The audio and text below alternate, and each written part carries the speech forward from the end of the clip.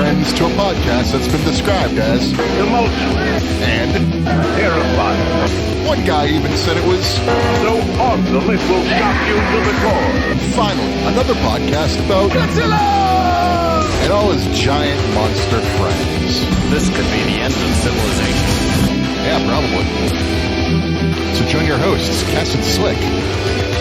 Ladies and gentlemen, You're listening to the podcast from Odo Island.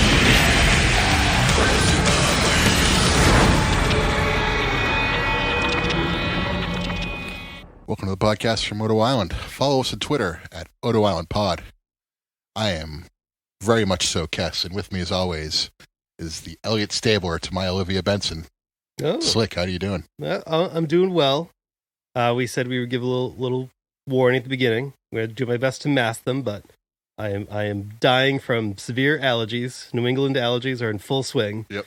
And they are said to be the worst in years this year, and I am a chronic sufferer of hay fever. I wouldn't know. Well, you're lucky that they don't impact you that much. I would. But so there will probably be some muted coughs here in the background, and I'm going to do my best to keep them to a minimum. Yeah, fair warning. Fortunately, it's a dry cough, so it's it's not going to sound like it fluidy or anything like that. It's going to just be a little type thing. Yeah, like you're a merman. Yeah, but I'm souped up on some Allegra and some guaifenesin and some dextromorphin. So. And I'm souped up on these Steve Weisers. Oh, I'm also drinking White Claws at the moment too, so Yeah. that always helps. So that's your warning. Shouldn't be that bad, but just don't hold it against me. Slick my cough here and there. So Yeah. Yeah. But before we get into the old episode, any news this week? I don't know. Is there any news? Sometimes you ask me that, I go like, "Oh shit, am I forgetting something?" Oh No. well, yeah. Actually, there was that. Have you seen that Hiya Toys legendary Godzilla figure? I don't think so. Oh really? You gotta check this out. It's like I forget how tall it is. It's like I think it's like almost 7 inches tall, and You can't teach that. yeah, it's big Cass. And you gotta look it up. It's like a really good looking figure, and it doesn't have a listing yet or a pre-order yet in America. It's got 26 points of articulation, I think, and it is going in the NECA price range of about $30. Really? So it's it's Hiya is like one word, and if you as you Google, so it'd be Hiya, it's Godzilla 2014. But like this, it's like when I first saw it, I was like, okay, it's another company probably making like another like. There it is. There's the first one. I'm clearly spelling this wrong. It's I was like, okay, it's another company making like another whatever. It's going to be like SH Monster Arts, like price range, like articulated Godzilla, but no, this is like in the NECA price range of like, looks like it's going to be about $30. So I'm going to pull this up for you. How are you spelling Hiya? Here, I have it up for you. Clearly, I am a noob at this and not worthy of this. So, okay, so it looks like it's going to be about $40. $40, you say? It looks like. But I think it's supposed to have like 26 points of articulation or something crazy like that. It and looks very good. And it looks like it's, I think, like 7 inches tall. So totally worthwhile price. See, I was spelling it right, apparently, and Twitter was not having it. We're using Bing. Oh, you were looking it up on Twitter? Yeah. Oh. Show them to the old Google machine. I should have. You're right. Or maybe tried Lycos, maybe. It looks like there's a Godzilla vs. Kong 8-inch PVC statue for $36.99. Yeah, I'm not big in the outside of the X Plus stuff. I'm not big in the statue game. I know the statue game is pretty big with like superhero collectors and stuff. But some of them are just so big. I go, how do you display all that? Yeah. I'm running into a display crisis right now. I know. We neither of us really even do the statues. Well, I have just so much shit in here at this point. I need more shelving is what I need. Yeah. I'm at critical mass right now. I have no place to display my figures I got this week. I still maintain the logic of you buy stuff, you find a space for it later. I'm struggling. Yeah. It's getting bad. But yeah, that's a cool new item. Yeah. Other than that, I don't think there's anything newsworthy. Unless you could think of something. We talked about the only thing that I could think of, which was the GVK Call of Duty stuff already. Oh yeah. Yeah. So still waiting for that shoe to drop. So well, I'll let you know. Have fun with that. Yeah, I will. Yeah. But moving on, we got we're breaking away from traditional kaiju and going with Pacific Rim. We're being topical. The Black Season 2. In the final season. The final season, unfortunately. Yeah. Netflix going through some apparent restructuring and they're canceling everything. And oh god, this actually probably doesn't bode well for like Singular Point and stuff like that either. Well, Singular Point still ran on TV in Japan, so maybe yeah, so maybe there's more legs to it and it'll get picked up somewhere else. But they already announced the third season for the Ultraman anime, so that's promising. That's good. They probably do get a lot of views on these things. So Pacific Rim the Black, though, season 2, it's their final season. We'll do a quick recap of season 1, I guess. Yeah. So the show takes place, and yeah, I'll set the table on this one a little bit. You can chime in if you want. Sure. But it takes place in Australia, which is pretty much overrun by kaijus at this point. So it's called the Black because the country is blacked out. Yeah. There's no more communications with the outside world. There's literally a prequel novel called Pacific Rim, Blacked Out, or Blackout. So basically, these kids and their parents, this family, is split up because the parents are kaiju pilots and the kids, they have no place to put them, so they're like hoping that they survive in this like safe area out in the wilderness by themselves, and they do for a time. But eventually, the kids get a little older and they start to like look for their parents. So they break away. They're exploring the world and they encounter these I was gonna say they encounter these like different groups of people, but they stumble upon Boy, who is in a tube. What's this? Some kind of tube? Bob don't like this. So the girl takes like a liking to Boy, who is secretly eating stuff, like and killing stuff behind their backs, which is kind of a nice touch. Builds character, I think. And they eventually run into what's the guy's name? The bearded guy. Shane. Thank you. Yeah, I can't know why I can. So the kids are Haley and Taylor. Haley and Taylor. You're better with names than I am. And then they meet May. May is the third. She's working with Shane. She's part of his group, and she's kind of brainwashed by Shane. Right. But Shane's kind of like the Negan of the show. Yeah. So Shane's big thing is he's trying to get the Jaeger that the kids found, which is a training Jaeger, so it has no weaponry. It's just a basic robot. Eventually you meet like this hybrid called Apex, which is very awesome. Yeah, so that was like a plot point from like Pacific Rim 2. Yeah. That which I had not seen at the time that I watched the first season, and then it made so much more sense to me. Yeah. But Apex is a lot cooler than the drones that are in Uprising, I think. And basically Apex, you think he's gonna kill the Jaeger, but he winds up helping him because they're helping Boy. Mm-hmm. And Apex is like drawn to Boy. Yes. So it's almost like he's almost like the cold hands of this show. He's like protecting them and stuff.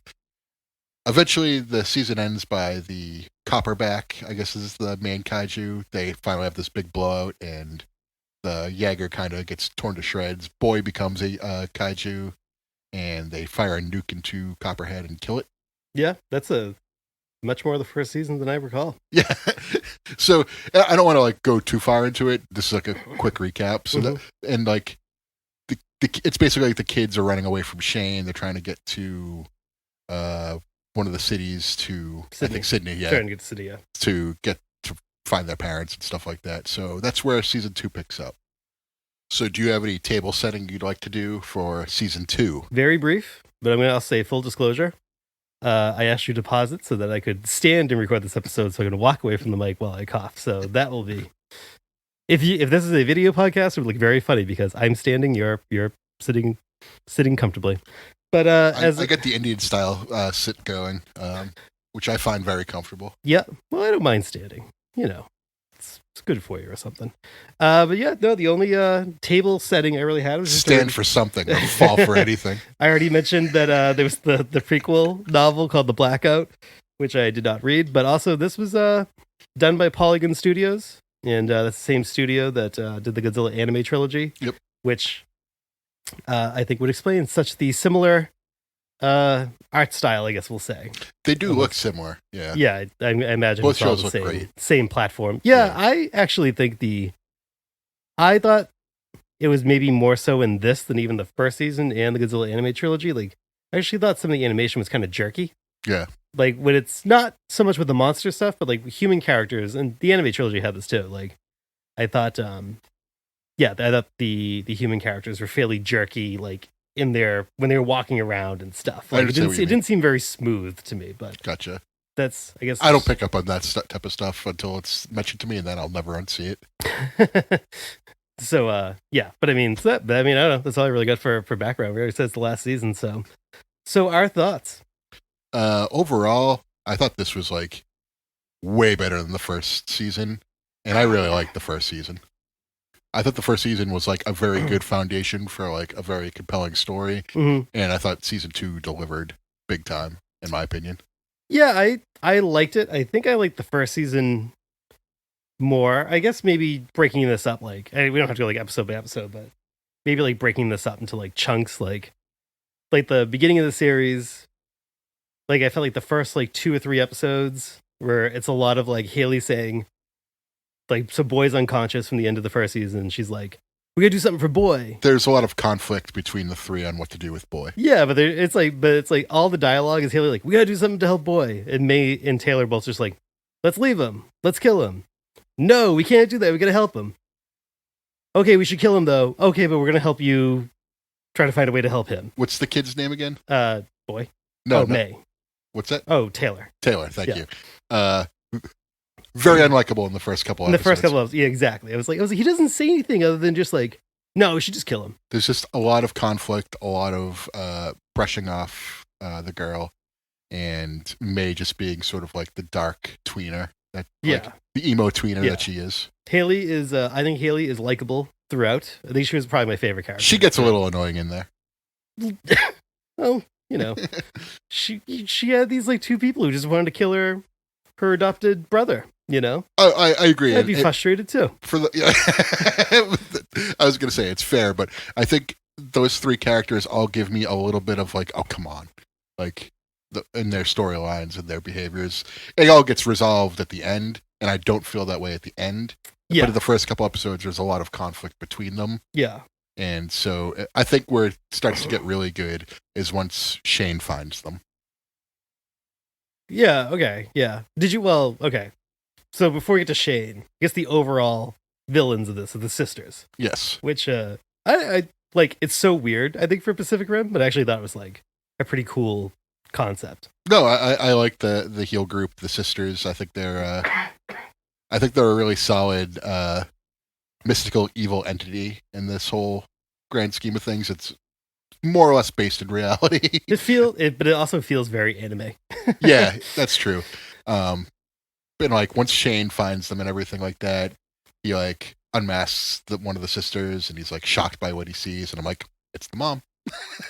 So I was trying to like, when he does that, I was trying to remember like, would he know that it's their mother? Yeah, because he drifted with Taylor. That's right. Okay. Yeah. I was like, how does he remember that? I was like, yes, okay, that would make sense. Yeah. Yeah.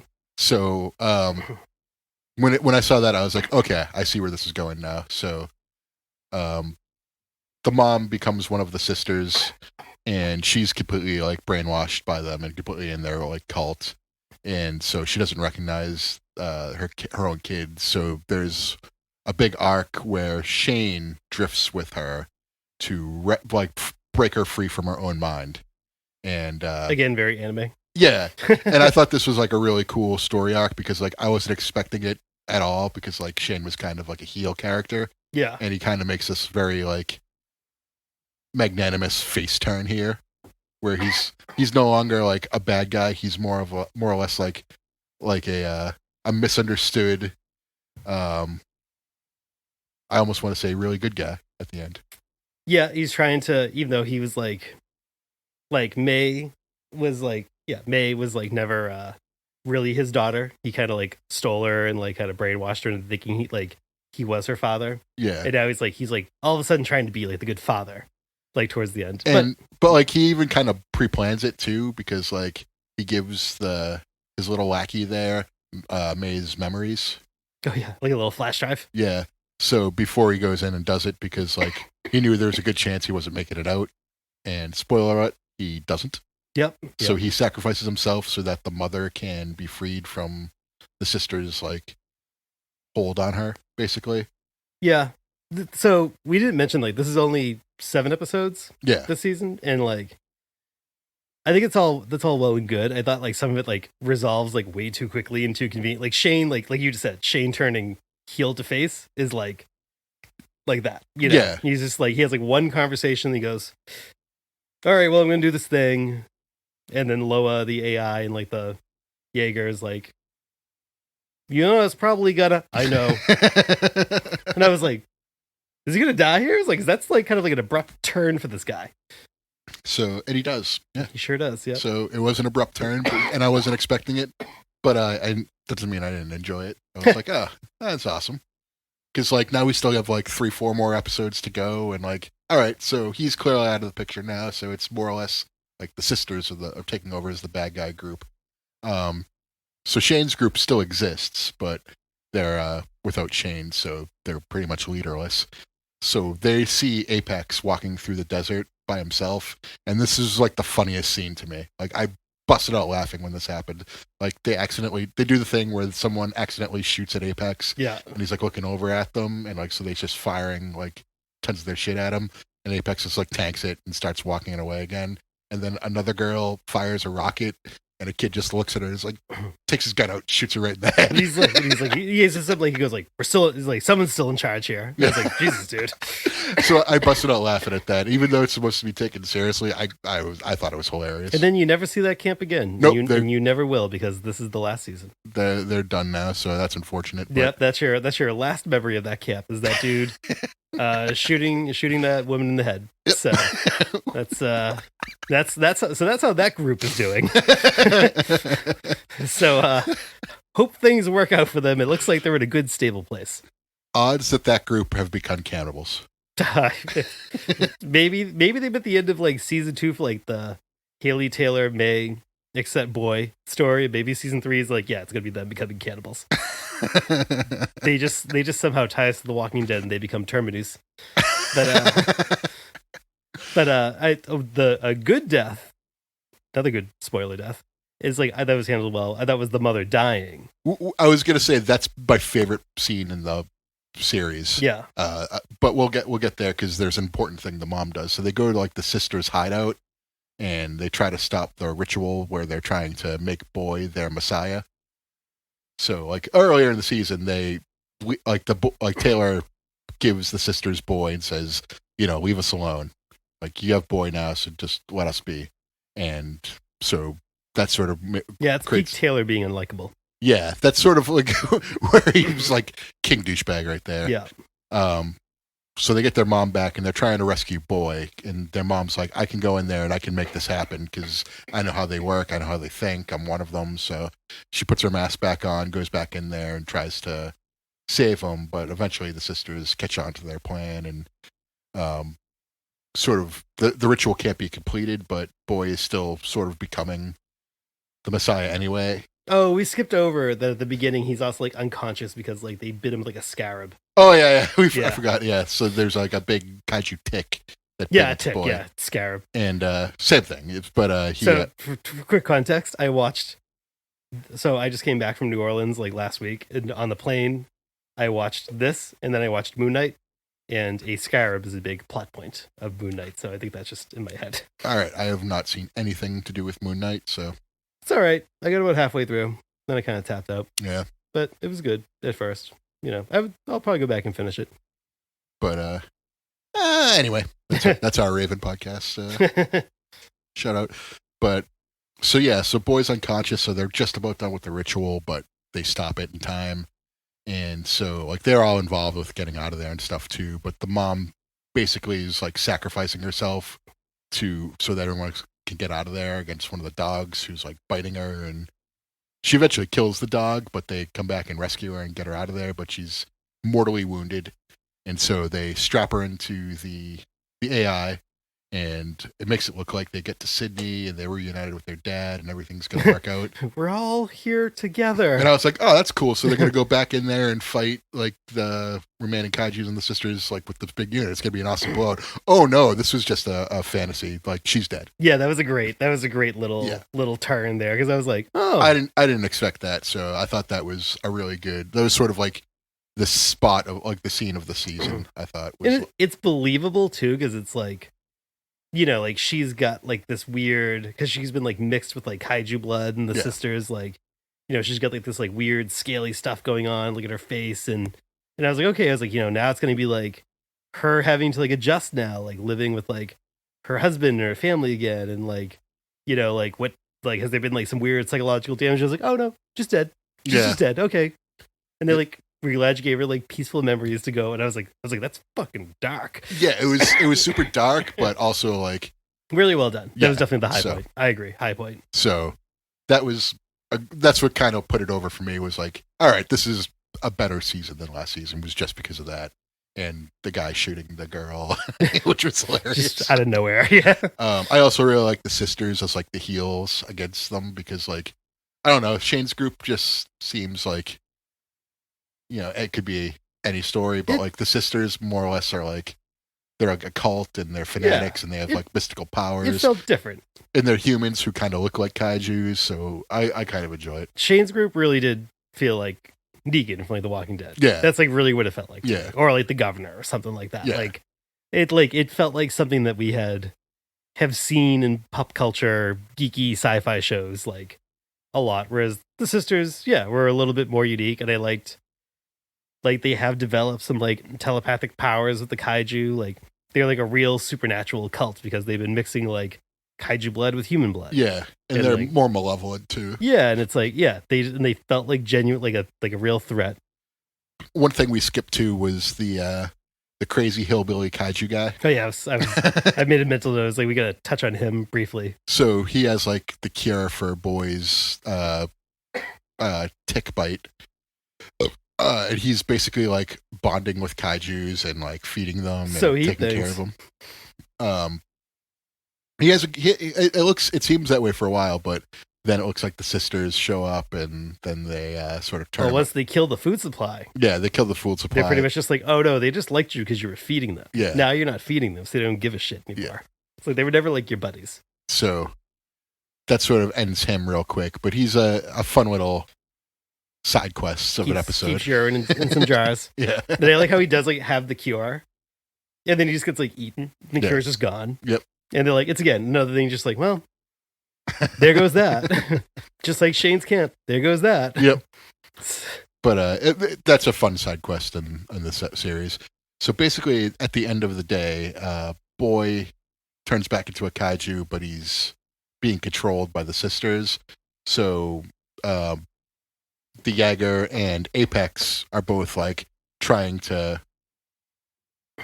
give Boy his memories back, so he breaks away from their spell, and Boy just beats the shit out of Apex.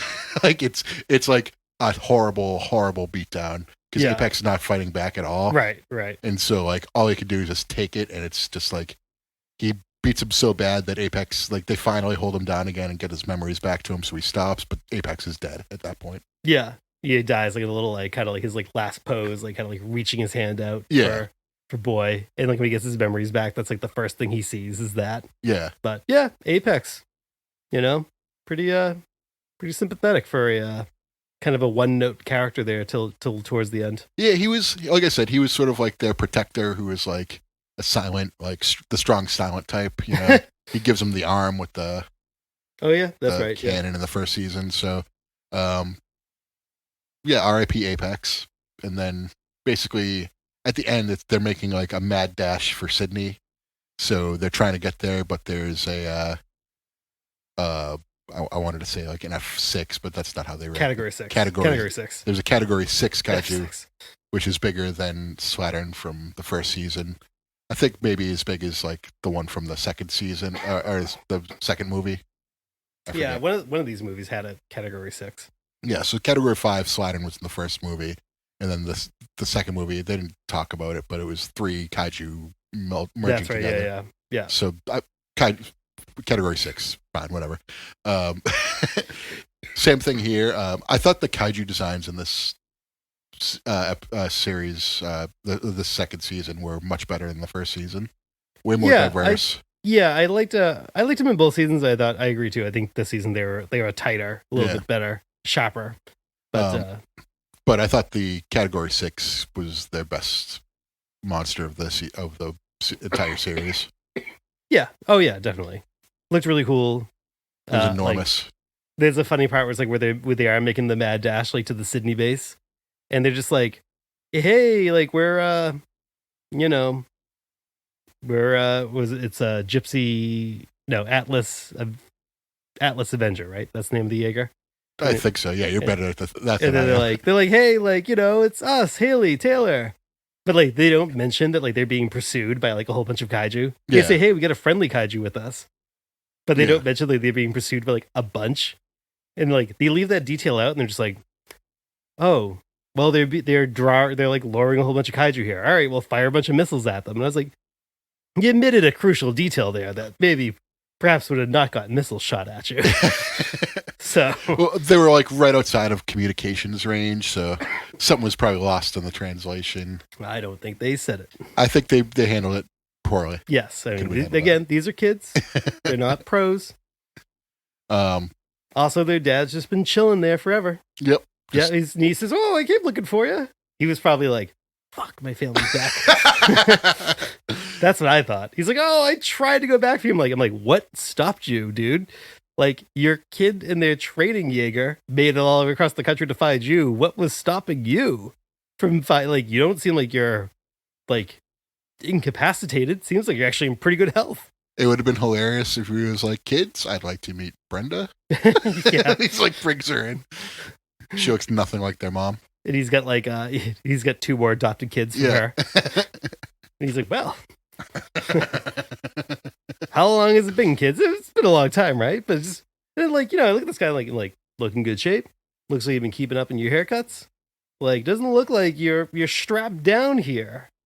They did kind of say that it was like he couldn't get away. Like they wouldn't. Like I forget what they said. Like procedures wouldn't allow him to leave. Please, they wouldn't let me get away. Oh, kids, work was brutal. Couldn't go out and find you. Yeah.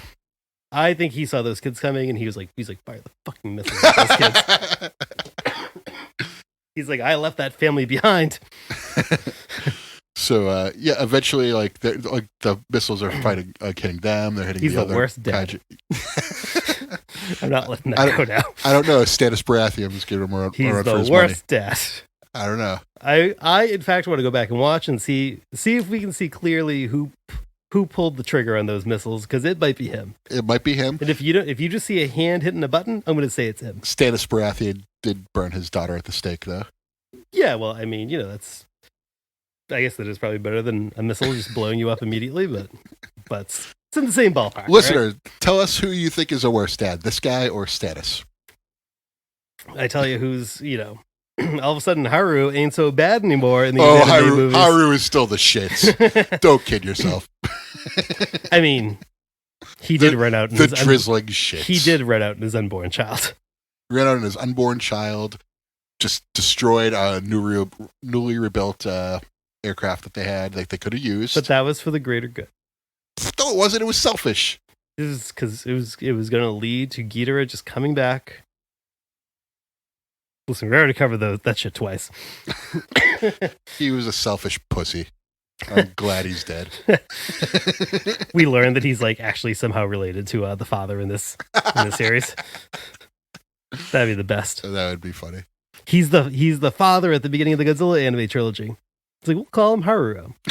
That's him with his new wife Brenda that you said. And that's the new kid he has in between. And somehow I can figure out a way to make these timelines work. Yeah. The new wife is Jessica McKay, so I kind of don't blame him. It's a good ref. Yeah. But anyway, so they're running to Sydney. Yeah. Fight a Category 6. So eventually they get the nukes to kill that thing and kill all the ones pursuing them. Well, they nuke it with the Jaeger. Yeah. Yeah. So Loa does like the little self-sacrifice where she's like, "Goodbye, y'all. I'm gonna just self-destruct." And I was like, this is actually like one of the most sad deaths in this whole series because like good AI character. Yeah. Yeah. She knows how she can feel. Yes. So we learned that like she had a crew where she's like, "I'm not going into battle," and she goes, and then they died. So her AI had learned how to feel. So, so it's a dramatic death for a computer, but necessary. I thought she was like funny though, so I liked her. Yeah. Found her endearing throughout the series. And so eventually they reunite with their dad on the tarmac, and it's pretty similar to like the fantasy that the AI gave to him with their mother when she was dying. Yeah. It's almost like beat for beat, just without her. And so they have a memorial for the mom, and that's sort of it. That's it. And Haley's like, "We got a whole new family, Dad. You adopted another daughter. I forgot. A boy." They killed the sister. That boy killed the sister, the leader of the sisters. Oh yeah, yeah. So like Haley and May and all them were fighting them. Oh yeah, and May had like a tie to like the head sister, where she's like, she's like, "I saw you like every time we used to raid Shane's camp and kill everybody." Yep. Like, and she keeps trying to like possess her, but like that's not really like explored. It's just kind of like referenced twice because there's like a part where it's like where they are trying to break in to rescue Boy, and May all of a sudden like is like having a difficult time going in. Yeah. But then they don't like there's no like really follow through on that till like you kind of get to this like end of the show confrontation. But yeah, when that nuke goes off, everything's kind of wrapped up in a neat little packet. Yep. So the black is no more. Shane's group is still out there doing their thing, becoming cannibals. Yep. The sisters are pretty much done for. The dad who didn't want his original family now also has his kids back in May and a boy that turns into a kaiju. And so that's sort of it. If it ends here, they don't have any more. I mean, they left it so that they don't need to do any more. It'd be nice if they did, because I really like the series, but yeah. I would like more if they don't do more with this cast of characters. I would like it if I would wish they could at least do like more stories like with this. Even if it was not anime style, if it was more like Saturday morning cartoon style with Pacific Rim, yeah, like that'd be fun. Yeah, I mean, yeah, it'd be cool if like they continue this universe. So like there was before we get into our rankings, like there was a pretty mixed bag of reaction online. Yeah. My thought to that is, I mean, people can like what they like and dislike what they dislike, but I could see, just I guess generally speaking, I could see like this feels tonally so different. Yeah. From even like the second Pacific Rim movie. Like, yeah. This feels like very much like you took Pacific Rim, kinda. I mean, I hate to kind of use like the blanket term, like you did put it like kind of like in an anime world. Like you kind of added like more of this like mysticism to it that like seems kind of out of left field, even like based on like what they were kind of establishing in the second Pacific Rim movie. But like there's no real reference to the alien race that's like sending the kaiju and stuff. I don't think they referenced them at all. I don't if they did, it was like very brief, but I don't think so. Yeah. It just feels like so kind of I can see why if you were a hardcore Pacific Rim fan, you kind of watch this and go like, the shit is this? Like it's kind of like Pacific Rim, like it's like some sort of weird monster movie or show with like a Pacific Rim skin on it. Yeah. But I don't know. I like Pacific Rim a lot. I thought going in this weird direction like totally could work and make sense. It's not like they said the sisters were all around the world. They just said they're in Australia. Yeah. Why wouldn't that make And this is sort of like again, this is it's only Australia that's like overrun and sort of like given up is sort of like a like you find lost place. Yeah, you could have this, but you're not getting out of here. You're just stuck here forever. Yeah. So I mean, Yeah, it's totally different, but why not? I don't know. Different's good. Yeah. Yeah, I thought it was well written. Well written, well done. I thought it looked really good. If people don't think, I don't watch much anime, so if my opinion is uneducated, then fine, whatever. It's still mine. I have this podcast and you don't, so. I think it looks same with like the Godzilla anime trilogy, because they clearly use like kind of like the same sort of style, and the Ultraman anime is kind of like this too, like this like CGI anime style. Oh, like, so do people not like that too, as opposed to like hand drawn? Oh yeah. Oh, I mean, I definitely think hand drawn looks better, but like this is like, from what I understand, like this is a big cost saving measure, and I think it's kind of agreed like this isn't as good as hand drawn, but like it's like very efficient, you know, and it's like, and you can you can easily do more maybe with the style. I think this is like a popular style in anime right now, but I also think there's like, justifiable critiques of it, because like I don't think it looks as good as like think of like the last episode of Singular Point, where there was a lot of like hand drawn scenes and stuff. Those looked like great, it's like, not that the rest of the Singular Point stuff I thought looked better than both of these shows or the anime trilogy and this show, but it's just, it's a style. It just doesn't seem as like, I don't know, I'm trying to think of the right word. There's almost like some sort of soul kind of lacking, I feel like, in the art style. So you're saying this is like a solid state amp and you want tubed amps? Yeah, yes. If you're a guitar player out there, you get that. Yeah, that's a good way to put it. It's like it's the new thing, but I mean, hand drawing anime costs a ton of money. Yep. And a ton of time. So this certainly probably makes up for it. So yeah, that's why there's no live cartoons. It'd be a terrible strain on the writer's hands. But, yeah. So should we get to the old rankerino? Sure. And we should probably also kind of, I don't know if we ever actually formally ranked the first season comparatively. Let's do 2 rankings. Yeah. So again, if you're just hopping on board, our rankings are on a 1 to 5 scale, and we do pro wrestlers. So 1 is a jobber, 5 is a main eventer, and 4, 3, and 2 are various degrees of mid card. So I'll go first for Pacific Rim Season 1, and then you go first, Pacific Rim Season 2. Okay. So we'll do a snake draft. Okay, yeah. So then I'm going to do 2. You'll do 2 in a row. Then I'm going to, yeah, okay.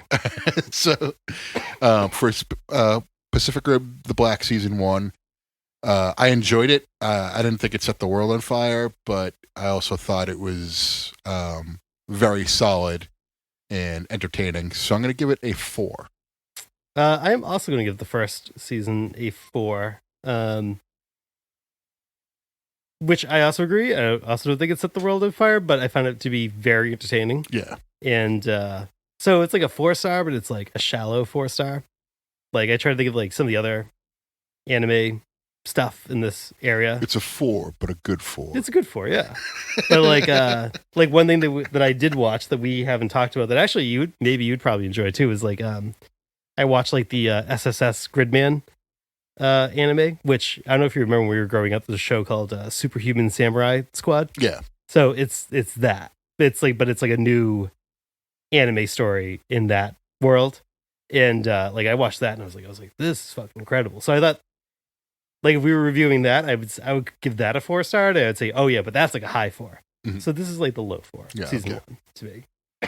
Gotcha. So 4s across the board. What are we doing for season 2? Season 2 I liked a lot, but like I said, I thought it was I thought some of the plot threads were a little rushed to kind of get like Shane's abrupt face turn. They find the mother at a convenient time. They get to Sydney at a convenient time. The first couple episodes definitely hold it down a little bit for me, where like Haley's like, we gotta save boy, and they're like, well, shut up, we're gonna kill boy. Okay, let's just keep going on anyway though, saving boy. Like when that was like the only dialogue, I was like, that kind of annoyed me like a little bit. So, but it gets really good towards the end. But overall, I'm going to give season 2 a 3-star. Okay, that's fair. But it's a high 3. It's a high 3. Yeah. I don't give these out often. 5 stars. Oh boy. Yeah. When I watch this, I watch it all in one sitting. It was about a hair under 2.5 hours, I want to say, altogether. Yeah, they're all like 20-ish minutes, and there's 7 of them. So it was like a feature-length movie. Yeah. And I got through them all in one sitting. No difficulty in that at all. I was thoroughly entertained the entire time. The kid shooting the girl, the weird hillbilly kaiju guy, and the scene with the mother were all just like top-notch stuff for me. I loved it. Yeah.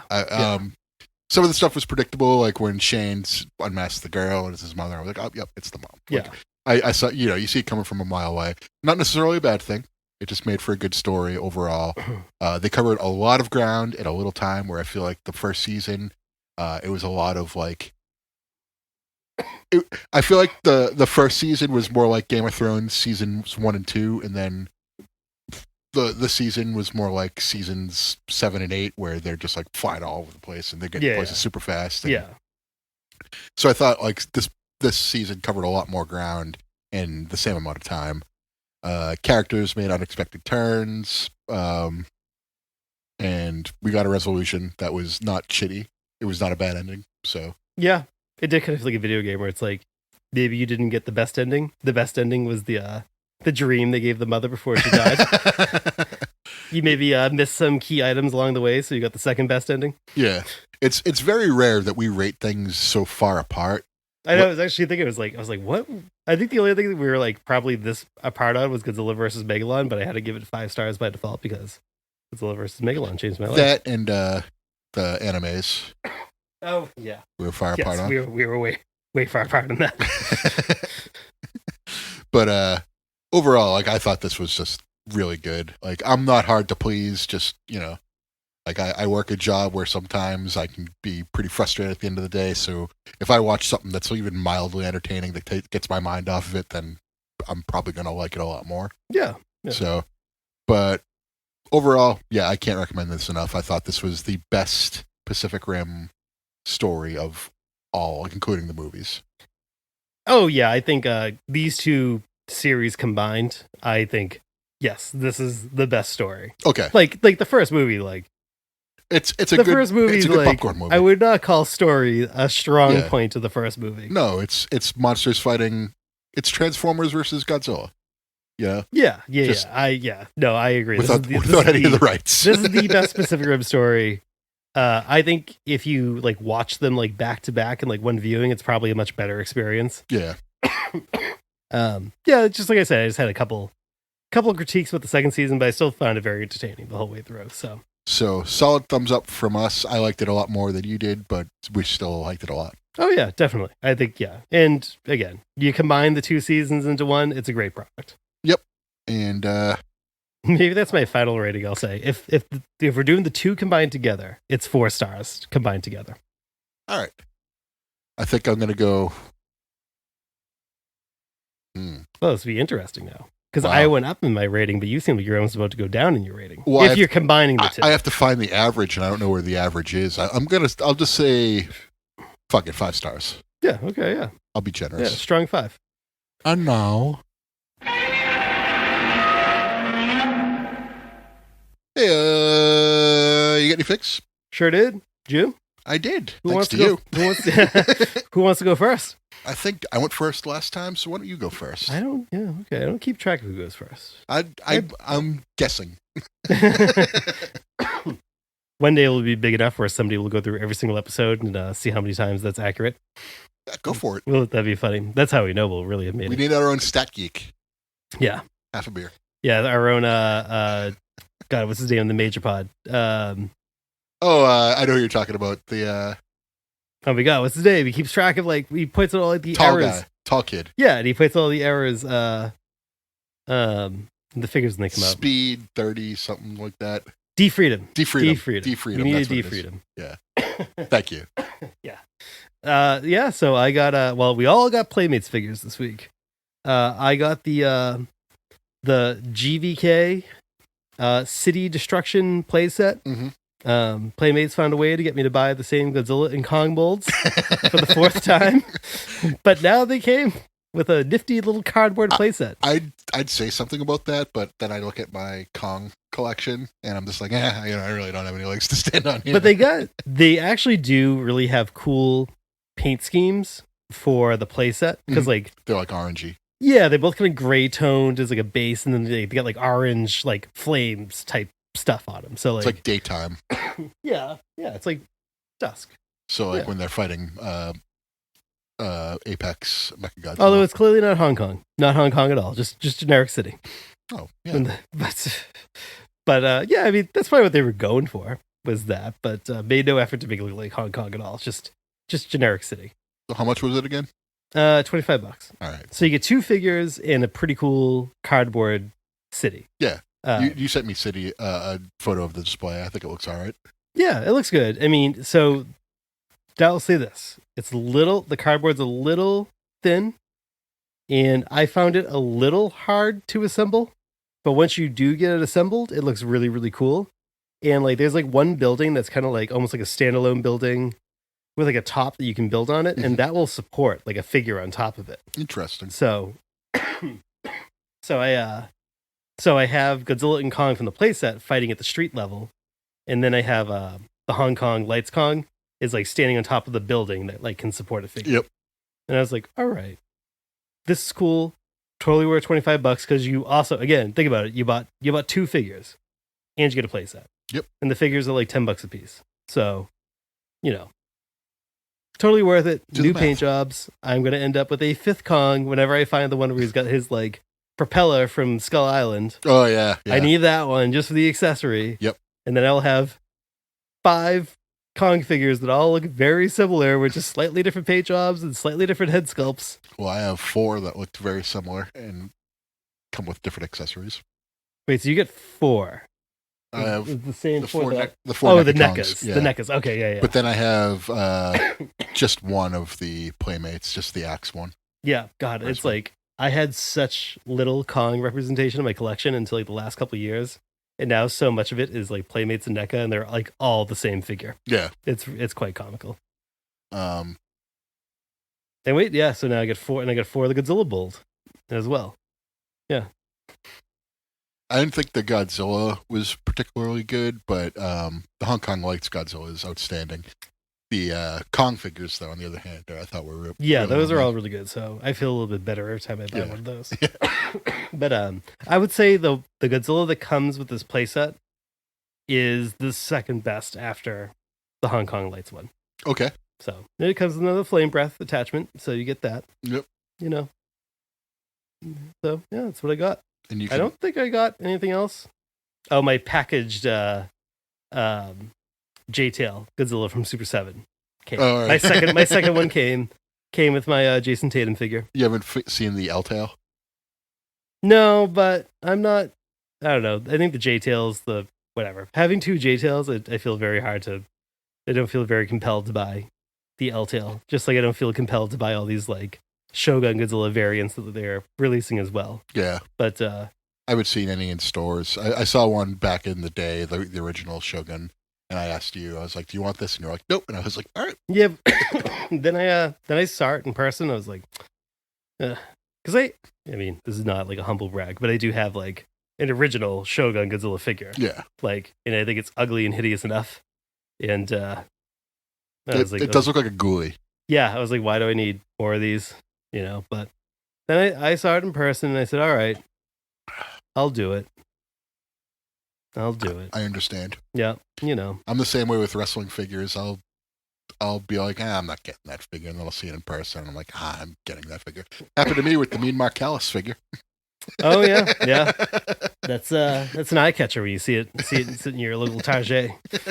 So it's just such a weird figure. I had to get it. But do you get anything else? I don't think I did. I feel like I did, but I guess I didn't. Oh. So I will go. I got the Playmates Godzilla from Singular Point. Terrarius, is that his name? Thanks, Terrestris. Terrestris.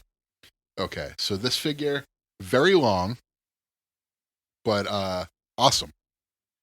Like the head is kind of tilted to the right, and typical Playmates fashion, like the feet don't line up exactly. So it's like you gotta have them in like the walking. Every Playmates figure is got a place to be. Yeah, it's in like that walking step thing, but it looks fantastic. They did a good job painting it. They did the Bandai tail thing, where the paint stops towards the end of the tail. But it goes further than the Bandai figure one does. Oh, thank you. So Tail's also longer though, so typically it's about the same. yeah. But one thing that's like odd about this figure is like his claws are so small. Like his actual claws in the anime and on the Bandai figure are way bigger. And for whatever reason, he's got very small hands on this. Not like it doesn't like as a figure, it doesn't look weird, but for the actual like character itself, his hands are undersized. I'm also just noticing this now. The paint on the head and the belly and the underside does not carry over to the tail. It just stops. Yeah. So that's kind of abrupt. Paint on the toenails, but not the hand nails. Again, the head straight ahead looks really good. There's a little iffiness with the paint and the teeth, but whatever. It is what it is. But overall, I think this is a really good figure. Again, for $10 or whatever it is. Yep. It's not meant to be a display piece for a collector. It's meant to be for a kid to bashing around against his dinosaurs and stuff like that. And this is dinosaur-like. Yeah, so he's got the Godzilla spikes, but they're silver. And overall, I think this is a solid figure. I like this better than the Shin Godzilla figure, which I also got. I agree. So the Shin Godzilla figure, while still an upgrade, we covered it in the last episode, so I'm not going to go too big into the detail.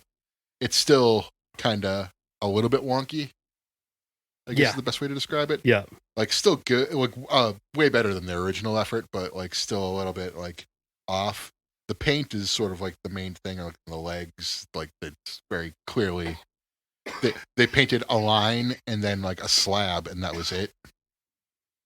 But yeah, we were talking about like the other last episode where I got it's like there's like no detail in the tail.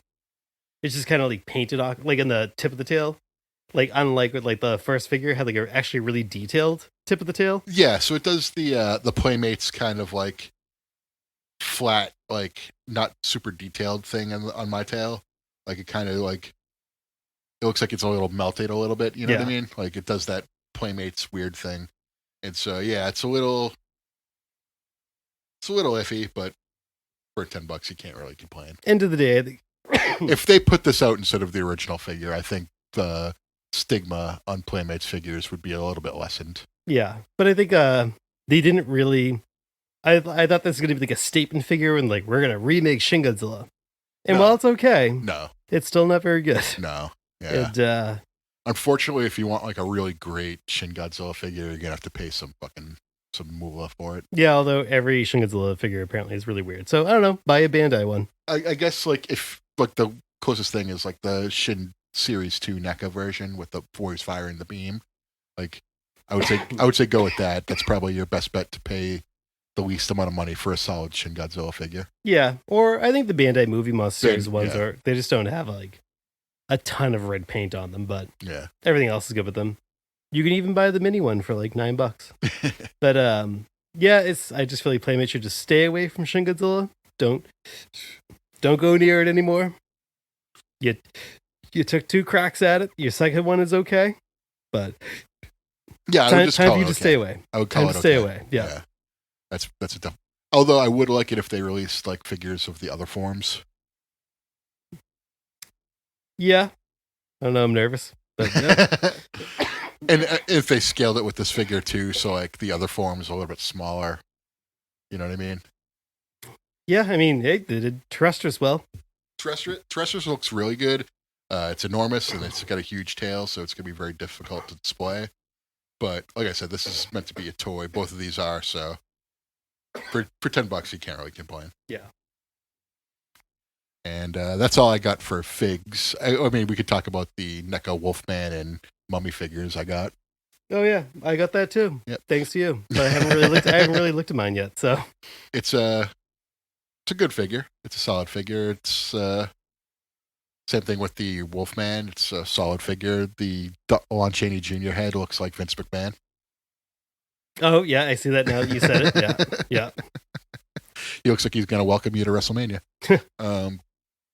But I'm still on the lookout for Dracula. That's someday. That's the real thing. If you see it, just buy it. Same thing. I'll just buy it for you. Yeah, we don't even. I don't even think that's even out yet. So, but I hope it's out soon. They also just announced an Invisible Man. A lot of nerve. There's a lot of nerve to make an Invisible Man figure. Well, it's him with the I know what you mean. Yeah, the bathrobe, and that means a creature from the Black Lagoon can't be too far behind. I wouldn't mind that. I would. Oh yeah, I would like that. But I would like a Bride of Frankenstein. I think that's really... Yeah, they're doing an April O'Neil Bride of Frankenstein, but not a Bride of Frankenstein figure. I just want like a regular Bride of Frankenstein. I wonder if that's just coming later in the year. Yeah. But I'm gonna guess by Halloween we will have the classic Universal lineup. We'll be all. I hope so. All squared away. I'm almost there with it. Yeah. Get 3 of them. But that's all I got really for this. Want to tell the listeners what we've got planned for the next episode? It's gonna be a poll. You'll tell us what we got planned. That's right. So vote on our Twitter at Odo Island Pod. I'm KES. He is Slick. I hope my coughing did not deter you. I did my best. It's allergy season. We warn them. It is. Just, makes for great audio. Slick, do you want to leave our audience with any words of wisdom? No.